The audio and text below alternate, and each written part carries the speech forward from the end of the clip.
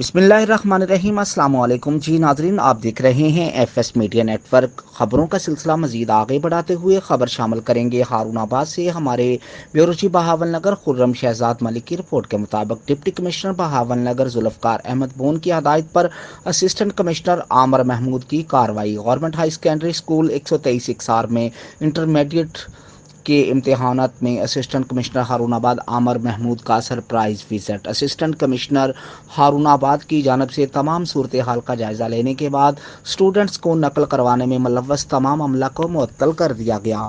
تفصیلات کے مطابق deputy commissioner Bahawalnagar Zulfiqar Ahmed Bon کی ہدایت پر اسسٹنٹ کمشنر عامر محمود کی کارروائی۔ گورنمنٹ ہائی سیکنڈری اسکول 123 اکسار میں انٹرمیڈیٹ کے امتحانات میں اسسٹنٹ کمشنر ہارون آباد عامر محمود نے سرپرائز وزٹ کیا۔ اسسٹنٹ کمشنر کی جانب سے تمام صورتحال کا جائزہ لینے کے بعد اسٹوڈنٹس کو نقل کروانے میں ملوث تمام عملہ کو معطل کر دیا گیا۔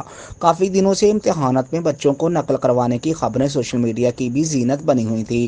اسسٹنٹ کمشنر ہارون آباد نے تمام امتحانات سینٹر پر سخت نگرانی کی ہدایات جاری کرتے ہوئے جناب پریس کلب رجسٹر ہارون آباد سمیت دیگر میڈیا نمائندگان سے گفتگو کرتے ہوئے کہا کہ بچوں کو نقل کروانا ہونہار طالب علموں کے حق پر ڈاکہ مارنے کے مترادف ہے، جو کسی صورت قابل قبول نہیں۔ ایسے عناصر کے خلاف سخت کارروائی عمل میں لائی جائے گی۔